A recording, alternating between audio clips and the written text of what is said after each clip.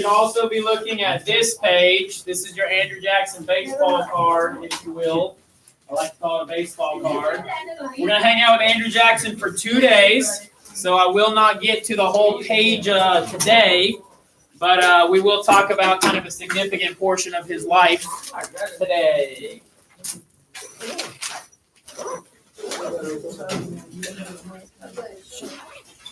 No. It's on Andrew's desk.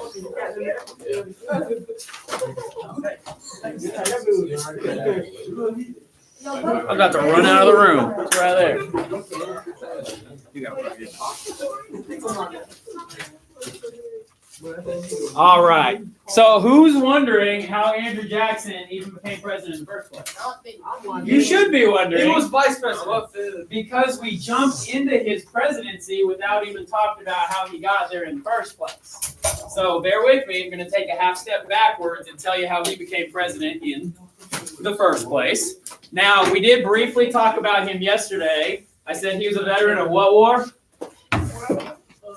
War of 1812. Well, he became famous in the War of 1812, but not the Civil. Come on, what was the first one? American Exactly. As a 13-year-old, he was in the American Revolution. What was a couple things I said about that? What happened during his time in that war? He got kidnapped. That's right, prisoner of war. Yeah, his mother died. So both of his parents died. That makes him an orphan. He got kidnapped. He got kidnapped. Yep. While he was a prisoner of war, what He happened? got slashed in the face. Excellent. Yeah. British officer said, "Hey, boys, shine my boots." And he said, "No, sir, not today." Yeah. He got slashed in the face because of it. He also got smallpox. So he had a pretty difficult go of it as a young man. The second point you see there, his nickname is Old Hickory. What do you think that nickname implies about him? What is Hickory known for? Being tough. Exactly, Jasmine. Hickory is a very tough wood. For example, this is not hickory. This is a flexible stick. I'm not trying to break it here, but it's a flexible stick. Hickory is known as a very hard wood. So if you're called Old Hickory, what kind of a person are you? Old and strong. You're pretty tough to grumble, right? And part of that comes from as young as when he was 13, but there's also other stories of him being involved in duels. He actually shot and killed a man as a part of a duel. He fended off an assassination attempt. A man was trying to shoot him. He took his walking stick and beat him with the stick instead of getting shot. So he tough, right? His reputation is being tough. We did talk about how he was a general during the War of 1812. What was the major battle he fought in? The Battle of New Orleans. The Battle of New Orleans, absolutely. Launches him to fame. The battle might not have even needed to be fought in the first place because the treaty was already signed. But because it was fought, because he won, he gets famous. When you're famous, what can you do? Anything. Run for president is what I was going for. Yeah, when you're famous, when you have name recognition, you can do anything, as Jasmine says, or you can run for president like Andrew Jackson did. He was also a general during the Creek War. So I'm going to show you a couple pictures of each of these here for just a second. So this is a picture that shows him dueling. Yeah. What do you need? You want me to do? Okay, I'll go back one. This next picture, I'll kind of set it up before I click over. Next picture shows him dueling. Now, a duel, a lot of us think about, two guys facing off, pointing guns at each other and shooting, right? Why would they do that in the first place? Because it's it's a respectful way to fight. A lot of times it's actually a nickname for a duel is called an affair of honor. That's because if you got offended or if you got slighted, if you got dishonored, the way to solve it was to go to the dueling ground. But here's what a lot of people don't know about dueling. You don't go straight to shooting. A lot of times you lob insults at each other. You might have a go-between. There's a person who takes messages back and forth between the two of you. Very often, a duel did not end up with shooting. A lot of times it got resolved and your honor got restored before you even got to the guns. However, occasionally, and these are the more interesting stories, occasionally it actually went to the dueling field. Andrew Jackson was said to have been involved in more than 100 duels, but that does not mean 100 shoots. He was actually only involved, to our best record keeping, he was involved in one shooting duel, and it happened in the year 1806 when a lawyer insulted his honor, And as this insult happened, Andrew Jackson challenges him to a duel. Long story short, I'll just summarize it for you.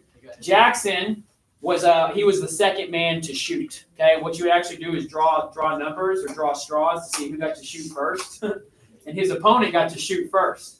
So, honor bound, here's what you had to do: stand there and take it. You couldn't move. Andrew Jackson got shot in the chest. Shot in the chest, but not killed. You know what he does? The homeboy's name is Old Hickory. What do you think he Hey, does? shut up. He staunches the flow of blood. He's shot in the chest. He staunches the flow of blood. He readies himself.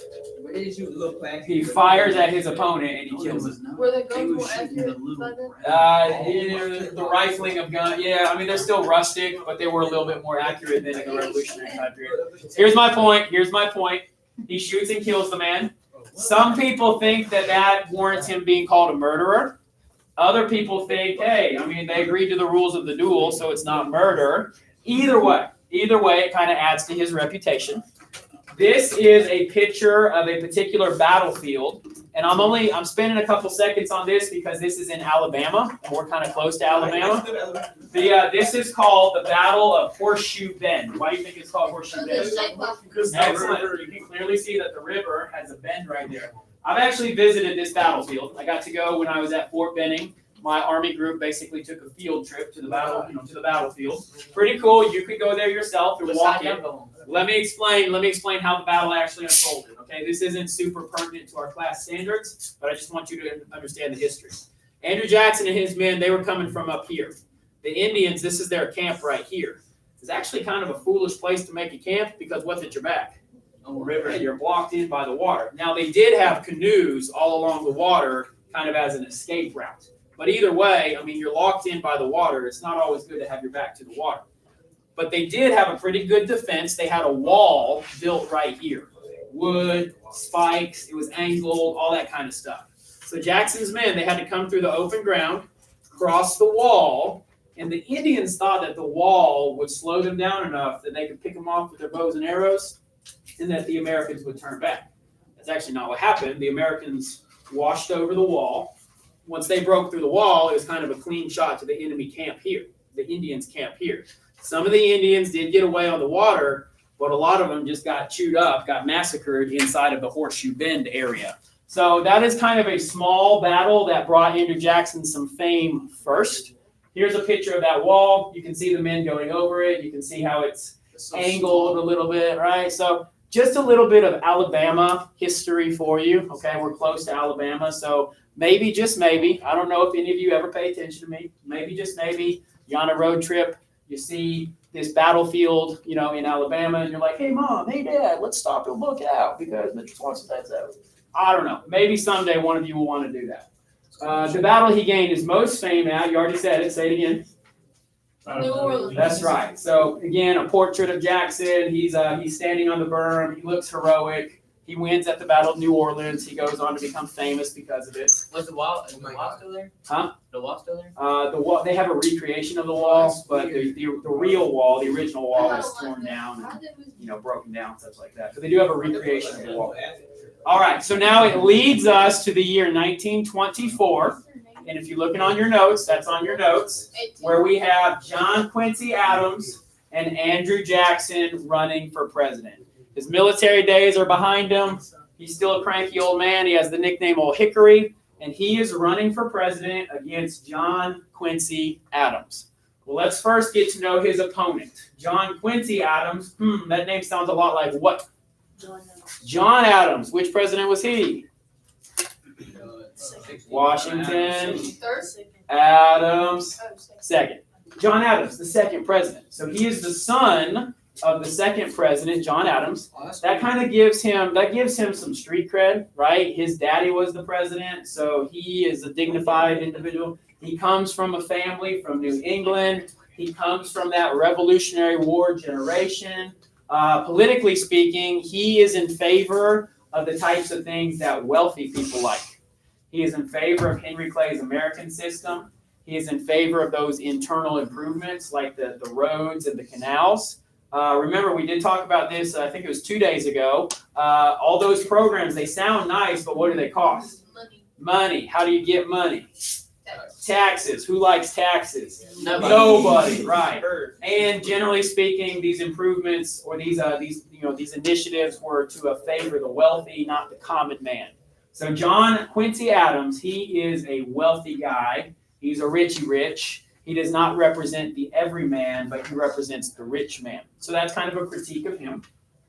The election of 1824. Here it is right here. Here's the results. We only have one party. Okay, remember, sometimes it's not good to only have one party. Sometimes it's good to have two voices in the room. One party, but four people running from the same party. So yeah, there was definitely differences in the party. Even though they were from one party, you got four guys running for office. Let's take a look at who gets the most votes. So Jackson, he's in green. Popular votes, he gets 43%. That's the most. Electoral votes, he gets 38%. That's the most. So he just wins. Who wins the presidency in 1824? Jackson. That's right, John Quincy Adams. Huh? That's right. Jackson does not win because he doesn't have 50%. When you don't have 50%, this is true still today. If a candidate doesn't get 50%, the vote goes to the House of Representatives. Now, this is a little bit of government class. I'm not trying to cross over too much. If a candidate doesn't have the clear majority, it goes to the House of Representatives. In the House of Representatives, when they vote for the president, it's kind of a bad thing because it takes it out of the hands of the people. We should always want the vote to be in our hands, not the House of Representatives. They represent us, but at the same time, it's not in the hands of the people. Well, in the House of Representatives, who do you think they favor? The man who comes from the line of a president, or that rough and tumble military man who's an orphan? The president. That's right. So John Quincy Adams is seen as presidential material. Andrew Jackson is not seen as presidential material. In fact, John Quincy Adams calls Jackson a barbarian who can barely spell his own name. A barbarian who can barely spell his own name. So Andrew Jackson, he's beat on. He's not taken seriously. He's an orphan. He's poor. He's a military man. He's got a foul mouth. He's not a traditional candidate. Who they vote for instead is John Quincy Adams. Jackson calls this a corrupt bargain. He says, man, y'all just cheating with each other. Y'all had an agreement. It's a corrupt bargain. I should have won. I got the most votes, but y'all voted for him instead. Jackson is seen as a man of the people, but not a man of the wealthy elites. And I got to go back a slide in just a second to show you something I kind of forgot. I'll let you copy this slide, but then I'm going to go back a slide and point something out. What I'm going to point out, while you're writing down, I'll tell you, what I'm going to point out is how many people voted in the election of 1824. You ready for me to click back one? All right. Look at this right here. How many people voted? 356,000. 356,000. A lot or not a lot? It's not that many. Do you know who voted? Three qualifications, three categories. What'd you say? White, Indian, men, Rich. No, not women. Not women. Rich. Who own property. So you might say rich. White men who own property. White men who did not own property could not vote. Oh, so who gets to vote in this country right now? The rich people, basically. That's right. So would they be inclined to vote for Andrew Jackson? Yeah, he's a common man. They're not inclined to vote for him. So now I'll get to this point right here. During the next 4 years, Andrew Jackson goes on a campaign to expand voting rights. He wants to drop the property owning qualifications. Okay, we're not at women yet. We're not at minorities yet. That's unfortunate, but our story's not there yet. But Andrew Jackson thinks that all white men should get to vote, not the property owning piece of it. White men, you should get to vote. If those type of people can vote, he's going to get a lot more votes. He thinks he'll win the next election. A little bit of a political cartoon here is talking about the corrupt bargain. And you know what? Let's just fast forward through all of John Quincy Adams' election, or all of his presidency. We find ourselves in the election of 1828, 4 years later. And who's running? Jackson. It's a rematch, okay? It's the exact same guys. Andrew Jackson versus John Quincy Adams. 1828. It's a rematch. But what's different this time is who can vote. Who can vote? This time, white males can vote. Okay? Now, it is called universal male suffrage. Suffrage means to vote. Can I have your attention for a couple of afternoon announcements? Yes, you may. There will be golf practice today at the golf course at 4:30. Suffrage means to vote. I know it looks like the word suffer. I know, like, if you suffer in the hot sun, it means you're having a bad time. That's actually not what the word suffrage means. Suffrage means to vote. So during this time, okay, between elections, Andrew Jackson campaigns from state to state. It's not a national law, but he goes state to state, and he tries to convince them to drop the property owning qualification to vote. And most states do. So by the time 1828 rolls around, all free white men can vote. Free white men, but the property owning has been dropped. Regardless of property ownership status, what do you get when this is the type of person that can vote? As a country, what would we get? Fair answer. He said a fair answer, a better representation of our people. That's a great way to put it, Jatarius. Now we're missing women, we're missing minorities, we're missing African Americans. Okay, we need to get better. But at least we don't have just the rich guy perspective. Now we have a better, more democratic representation of our country.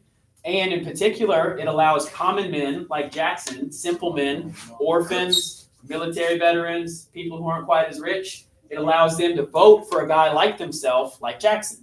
So that's what happens. And let's compare these two graphs now. Now, you've already seen this one, okay? What was the total vote here? 1 mil. 300,000. No, here. 300,000. 4 years later, what happens? 1 million. How many more people is that? A lot. It's like times 3. Times 3 as 3 times as many people vote. And it is all because Andrew Jackson campaigned for more voting rights for the common man. He dropped the property owning qualification. The result is this time he sweepingly wins. It's not close. It doesn't go to Congress. Andrew Jackson is now our president. Now, funny little interesting side note. He runs as a Democrat. They call Jacksonian Democrats, but it's actually the beginning of the Democrat Party. Just like in the Democrat Party today traces its lineage all the way back to Andrew Jackson. So Joe Biden, president, who's a Democrat, he traces his party back to the Jacksonian Democrats. Fun little side fact. What is the logo of the Democrat Party today? Anyone knows? A clown? I can't even answer. The logo of the Democrat Party? Mr. Taylor, what is it? A donkey, aka. Oh, that makes sense. AKA a jackass. Because I'm serious, one of Jackson's opponents referred to him as a jackass. And instead of being angry about it, instead of seeing it as an insult, he embraced it. What is that? He made satanic. He made the Democrat Party logo a donkey, i.e. a jackass, and that is still what the logo or the symbol is to this day. I'm serious, right? I don't know how much of my class you'll remember, but I bet you're going to remember the origin of the Democrat Party logo because of that. So, all that said, Andrew Jackson wins the race. He becomes our 7th president. As president, he strengthens the power of the presidency. We talked about that super briefly as it pertains to the Indians. He ignored the Supreme Court, and he still did what he wanted, so he made the president much stronger. And he also takes on many opponents. He's a fighter. As a military guy, he fought the Indians. He fought the British. Remember, he's a dueler. I told you that he beat a guy with his cane. He's a fighter, and he's going to take on many opponents as president. We are going to talk through several of those battles tomorrow. But today we talked briefly about the Indians. Tomorrow we'll talk a little bit more about his other battles. All right, I'm going to round it out like this. Andrew Jackson, man of the people, right? When he got elected president and he got inaugurated as president, he threw hear me on this. He threw a kegger. He threw a keg party. But it wasn't a keg of beer. It was a cheese wheel. He threw a cheese party. No, real talk. He opened the doors of the White House. He let anybody come in. right? It was a rowdy party. It was a wild crowd because it was a bunch of common people, and they had a 1,000-pound wheel of cheese.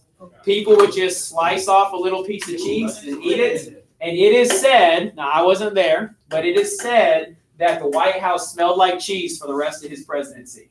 This wheel of cheese was so nasty that the White House smelled like cheese for the rest of his presidency. That's right. Jasmine, question. Okay, so you said they let anybody in. So if somebody was against him or wanted him dead, they could have just done Jasmine makes a great question. That is not the way it is today. Okay, Secret Service and security and safety and all that kind of stuff. At the time, Jasmine, I don't know if we want to say it was a simpler time or people were more trusting or whatever. But at the time, yeah, the security and the safety and the kind of mistrust of other people, it just wasn't quite as high. Now, could someone have come up and tried to hurt him? Yes. Yes. Guess Too what? scared. Leads right to my next picture. This is a man who tried to shoot him. This individual right here, I'm just going to act it out briefly. He came right up to him, and if Slade is the president, like he was this close, guess what? It missed. Click, no bang. Gun misfired. Mr. Eddie's a gun guy, so he knows that a gun misfiring, that's actually pretty rare. Pretty rare. Mr. Taylor, how often your guns misfire?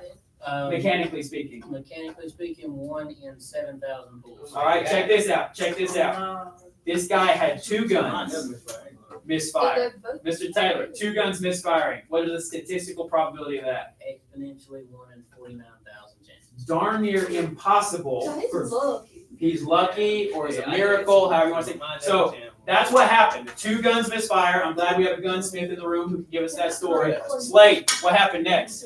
He beat him with a cane. That's right. Andrew Jackson took his safety into his own hands. He started beating this guy with his cane. So I'm going to fast forward real quick.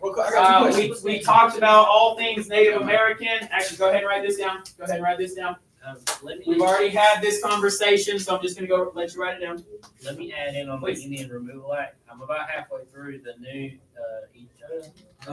Treaty of Echota. The Treaty of Echota, and they were going to give them $5 million for their land, build them new schools, give them all this stuff, set up these funds to pay for everything when they got out there.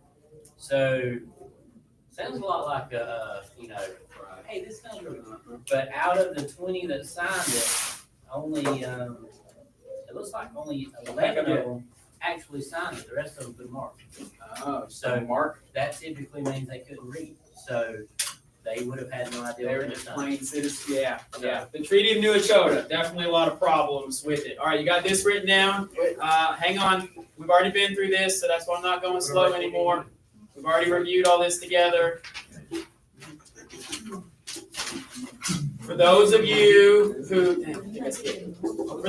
are looking for that nice, tidy definition of the Trail of Tears, here it is. Okay, I know I said a lot of things, but if you want to write down the definition of the Trail of Tears right here, this is where it should go, okay? That's the only real portion that we got to in terms of Jackson today. So there it is. I'm giving you the answer. Of course, I said a lot of things that you could have taken notes on. Mark 1. That was my notes for last week. Okay, turn them in. Play box. Ring the bell. In that picture of him, like at gunpoint, No, it's one guy. So it's like, boom. They didn't have the ball. There's no. They didn't have The story is he had 2 guns. He had 2 guns in this house. Misfired. 2 guns in this fire. You know, I didn't think about that, but that is probably higher because there's less interaction. Right.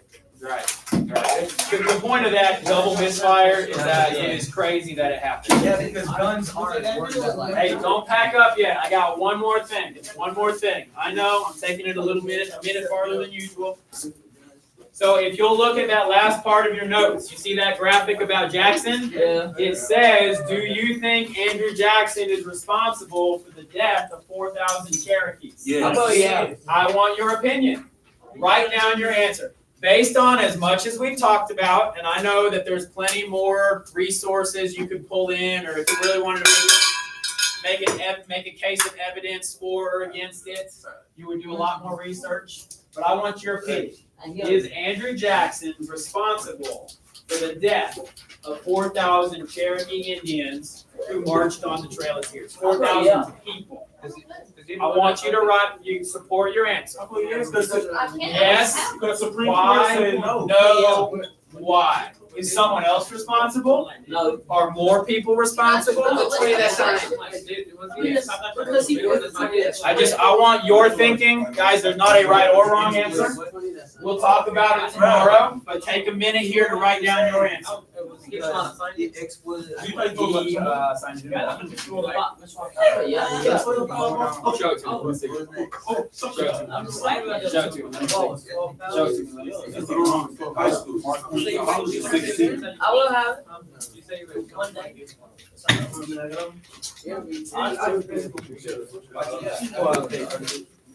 Oh, wait.